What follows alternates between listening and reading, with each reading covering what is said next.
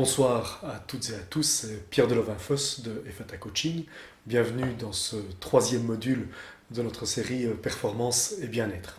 Alors, si vous n'avez pas vu les deux premiers modules, je vous invite à commencer par regarder ces deux premiers modules qui sont accessibles via les options du menu. Voilà. Dans le module 2, nous parlions de 5 leviers qui étaient autant de besoins fondamentaux de l'être humain. Et ces 5 leviers que nous allions utiliser à la fois pour booster la performance de l'entreprise, mais également le bien-être, les deux étant intimement liés. Et je vous avais dit que mettre en place cet environnement automotivant qui permet de satisfaire ces besoins fondamentaux de vos collaborateurs, c'était un changement de culture. Et donc je vous avais annoncé une transformation. Et aujourd'hui, je vais vous présenter cette transformation, une première transformation. Et cette transformation, c'est celle du profit au pourquoi. Moi, je crois que tout le monde sera d'accord de dire qu'aujourd'hui, dans beaucoup d'entreprises, et je pense une large majorité des entreprises, le profit et l'argent est le sens qui est donné à ces entreprises, et c'est également le sens qui est perçu par les collaborateurs de cette entreprise. Quand j'étais à l'université à Louvain-la-Neuve, en dernière année, nous avions un cours d'économie. Et le professeur que j'appréciais beaucoup, un jour, a parlé du sens de l'entreprise. Et pour lui, ce qu'il a expliqué, c'est que le sens de l'entreprise, c'était de créer de la richesse pour l'actionnariat. Et à l'examen, je suis tombé sur cette question-là. Et donc, le bon élève que j'étais a d'abord répété ce qu'il avait dit au cours. Et puis après, je lui ai demandé si il serait d'accord que je lui donne mon avis et je lui ai présenté ma vision de l'entreprise. Visiblement, il a apprécié, il m'a mis 17. Ce qui veut dire que quelque part, même si cet épisode-ci est déjà ancien, que tout le monde est d'accord pour dire que finalement, mettre l'argent et le profit comme sens fondamental du travail que nous produisons, c'est absurde, et pourtant, c'est ce qui se passe. Alors, l'argent, en fait, c'est comme l'air qu'on respire. Si je n'ai pas d'air, je meurs.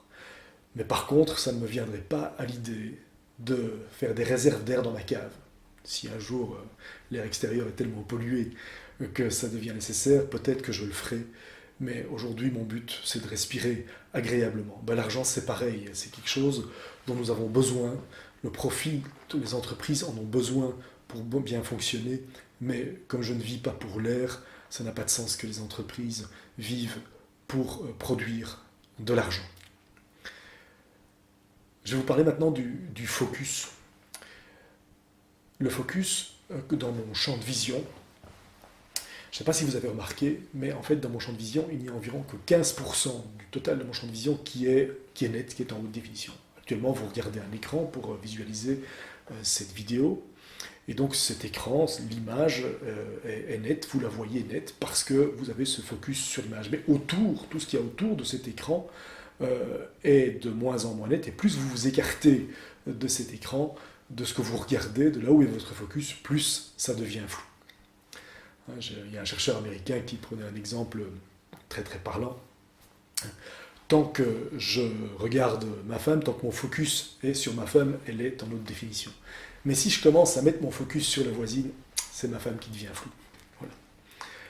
Alors c'est pareil, si je mets comme sens de mon entreprise, si je choisis consciemment ou d'ailleurs inconsciemment, si je ne choisis pas de sens, automatiquement le sens sera le profit et l'argent, c'est quasiment certain, eh bien, tout mon focus sera sur le fait de générer du profit.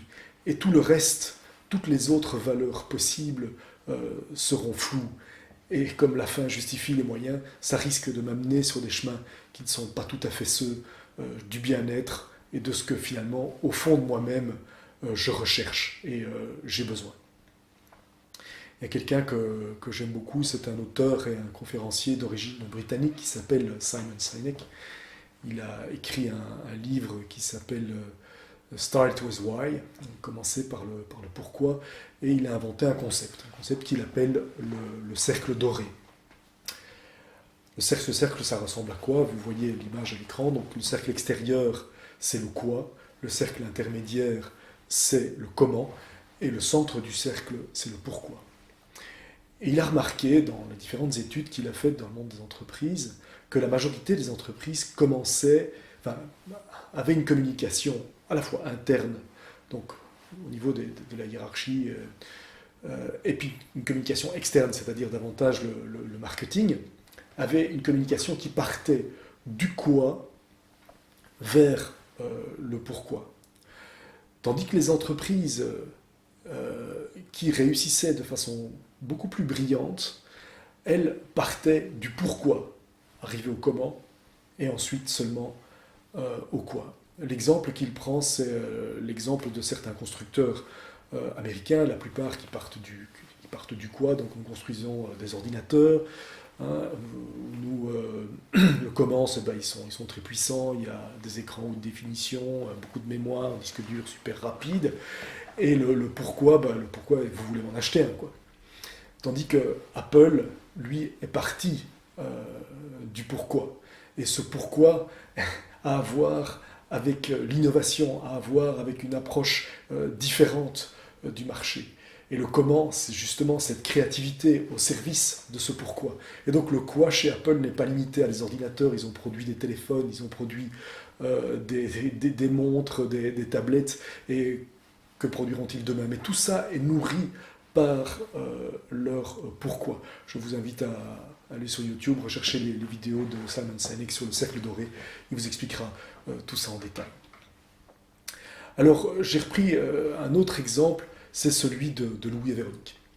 Louis et Véronique sont tous les deux chargés de clientèle dans une banque, dans une agence bancaire, tous les deux dans une agence qui se trouve dans la même rue, trottoir opposé, et c'est des banques concurrentes bien sûr. Louis, il est parti du quoi, et son quoi, c'est je suis chargé de clientèle dans la banque X de telle ville. Son comment, c'est je travaille du lundi midi au samedi midi, de telle heure à telle heure, et je vois mes clients, j'ai un bureau là. Et le pourquoi, c'est parce que c'est le boulot que j'ai trouvé, c'est parce que c'est pas loin de chez moi. Ah oui, et puis mon père travaillait dans cette banque-là. Voilà. Véronique, elle est partie du pourquoi.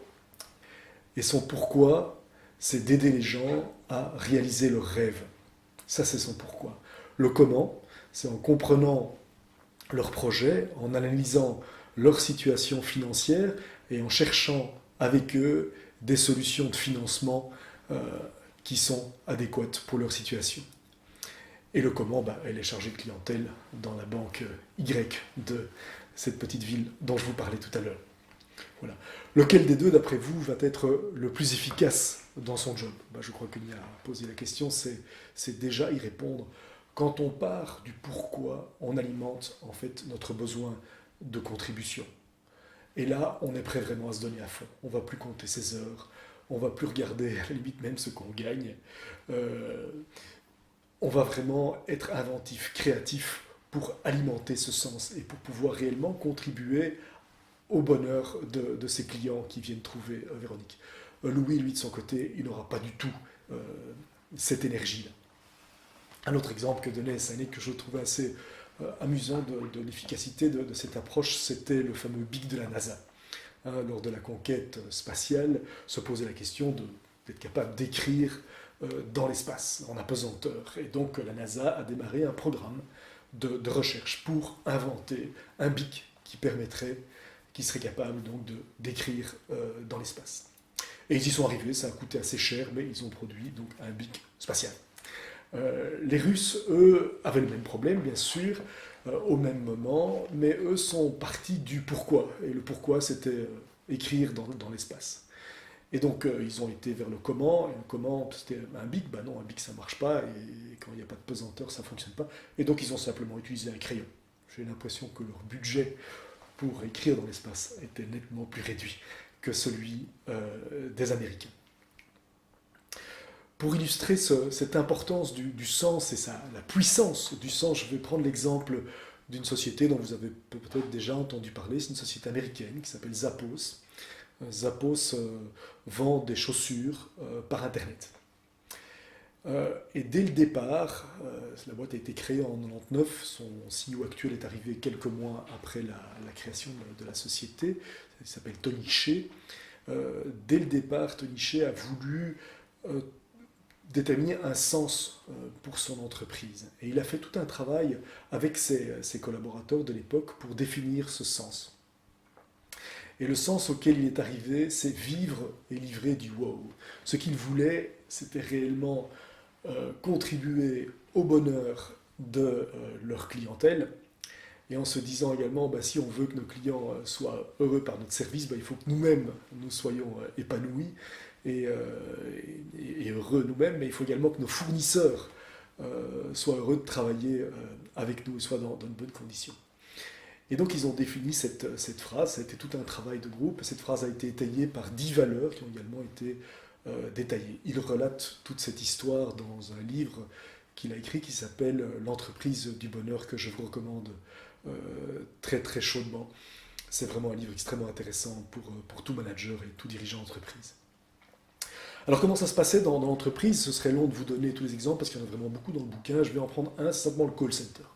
Comme le but était vraiment de choyer les clients, ils ont particulièrement soigné leur call center. D'abord, ils ont décidé de ne pas l'outsourcer, comme ça se fait dans la plupart des boîtes. Ils auraient pu l'envoyer en Inde. Ici, ils l'ont gardé à Los Angeles, qui est la maison mère, où se trouve la maison mère de Zappos, avec des coûts donc nettement supérieurs à ceux de l'Inde. Et dans ce call center, les personnes qui y travaillent n'ont pas de script. Pourquoi ? Parce que Tony Hsieh voulait vraiment que dans ce call center, on établisse une relation avec le client. Évidemment, si vous répétez un script qui a été écrit par je ne sais quelle boîte de consultants ou autre pour vous, ce ne sont pas vos mots, ce ne sont pas vos paroles, c'est difficile d'y faire passer un peu de chaleur et d'établir une relation sur base de ce script. Donc non seulement chaque employé du call center est appelé à être lui-même, mais également le temps, la durée de l'appel n'a pas d'importance. Les durées sont mesurées, mais il n'y a pas d'objectif de durée. Donc on ne leur demande pas de faire autant, de répondre à autant d'appels par heure. Il y a un call comme ça qui a duré 6h20, célèbre dans l'histoire de Zappos. Le client avait probablement besoin de parler. Et bien voilà, comme on vise le bonheur du client, ils l'ont fait. Je pourrais vous raconter plein d'histoires, lisez le livre, c'est assez intéressant. Résultat de l'entreprise, vous pouvez vous dire c'est une entreprise bisounours, mais à quoi ça sert? On parle aussi de performance. L'entreprise, donc créée en 99, le chiffre d'affaires est quasi inexistant. En 2000, ils atteignent un chiffre d'affaires de 1,6 million de dollars. En 2001, ils montent à 8,6 millions. En 2002, ils sont à 32 millions de dollars. En 2008, ils sont à 1 milliard. Et en 2009, en novembre 2009, la société est intégrée dans Amazon pour une valorisation de 1,2 milliard. Donc je crois que là, on a vraiment prouvé que soigner le bien-être des clients et soigner le bien-être des collaborateurs, c'est un effet, c'est un levier extrêmement fort pour la performance de l'entreprise et donc aussi son profit. Voilà. Donc cette transformation, je vous invite à voir maintenant pour votre entreprise, pour votre travail, pour vos équipes, quel est le sens que vous leur avez donné. Est-ce qu'il y a un sens réellement qui a été discuté, qui a été partagé, qui est vécu, ou bien est-ce que c'est quelque chose dont on ne parle pas et que donc le sens perçu, c'est réellement le profit. Si vous voulez alimenter ce besoin et satisfaire ce besoin de contribution de vos collaborateurs, travailler sur ce sens et faites que ce sens soit le réel cap de votre entreprise. Alors, si vous ne savez pas comment faire, je vous renvoie d'abord au bouquin de Tony Hsieh, Le bonheur au travail, où il décrit la façon dont il a, avec ses collaborateurs, défini le sens. Il y a aussi toute la partie valeur qui vient étayer ce sens. Il explique ça vraiment en détail. Et puis, si vous voulez aller plus vite et de façon plus personnalisée, je vous inviterai dans quelques jours à participer au programme de formation performance et bien-être que nous allons vous proposer bientôt. Il y aura une journée qui sera consacrée au sens et aux valeurs. Nous voilà presque à la fin de ce 3e module de notre série Performance et bien-être. Je vous invite à laissez vos commentaires comme d'habitude. J'y répondrai personnellement. Dans le prochain et dernier module, le module 4, je vous présenterai une transformation supplémentaire pour alimenter cette fois-ci les besoins d'autodétermination et les besoins d'égalité intrinsèque de vos collaborateurs. D'ici là, je vous souhaite une excellente journée et à bientôt. C'était Pierre Delevinfos d'Efata Coaching pour la série Performance et Bien-être.